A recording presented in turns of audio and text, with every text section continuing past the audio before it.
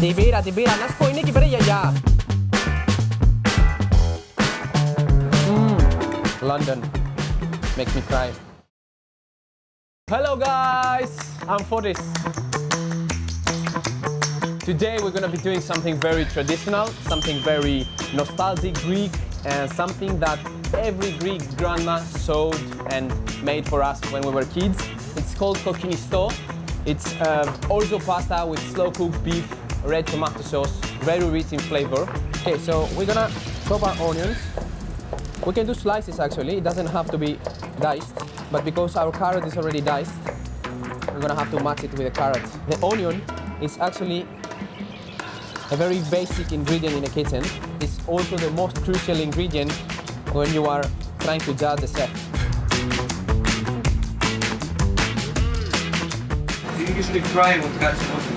No, I only cry when I get out of Zephyr and I see my trunk open and my cable that I charge it stolen, as well as some belongings as well. That's when I cry. London makes me cry, but Zephyr makes us smile. So we've got 2 kilos of diced beef here. We've got red onion. We've got our carrot as well. The most important process is to sear our meat very well. If we sear our meat very well, we have very good chances of making a good Kokkinisto. I'm gonna add some fresh tomatoes as well. We don't really use fresh tomatoes in Kokkinisto, but I opened the fridge and I saw 2 tomatoes here. So I was like, oh, yeah.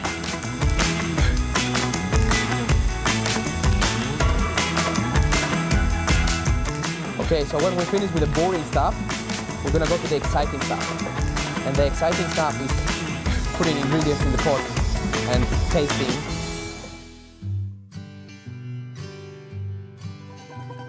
We want to just cover the surface.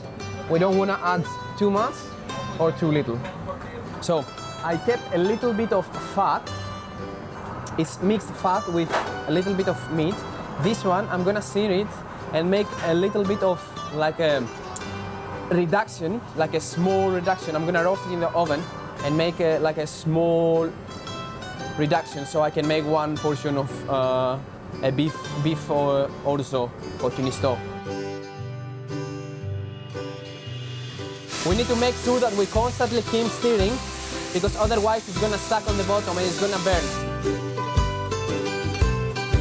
This process takes around 3 to 4 minutes.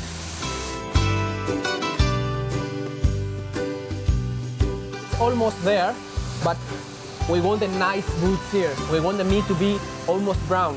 We want it to be perfectly seared so it doesn't release any of its juiciness. I need to call my grandma. I don't remember what I have to do next. Έλα.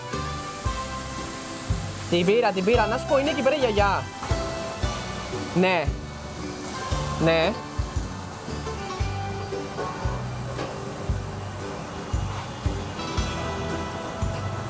Okay. Thank you very much, grandma. Mwah. Bye. This is the part that we add the vegetables.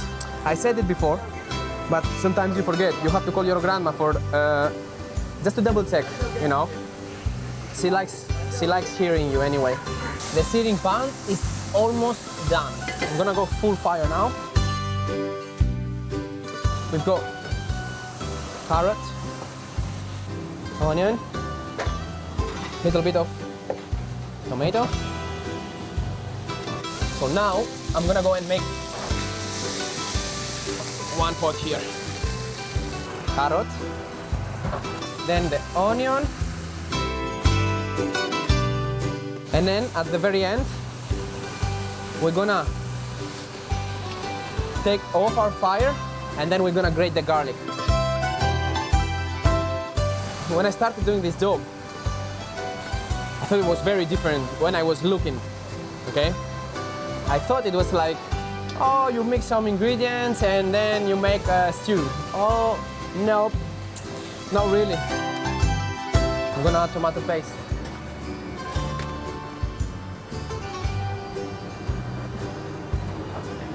Now, I'm gonna tell you a secret on creating a recipe.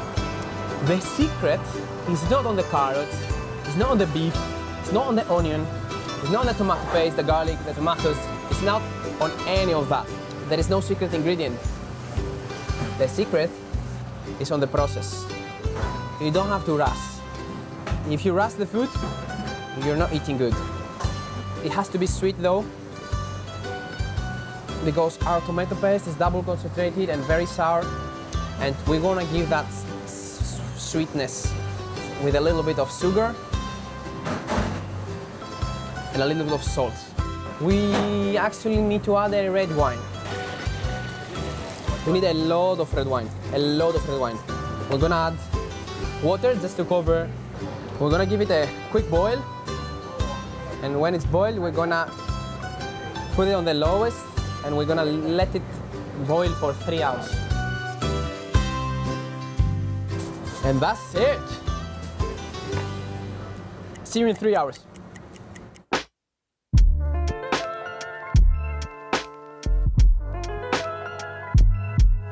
Now we're gonna have to add the orzo and cook it for until the orzo is cooked. So let's say 10-15 minutes. It's salt. Yes, man. Salt and sugar. And we're gonna add a little bit of smoked oil.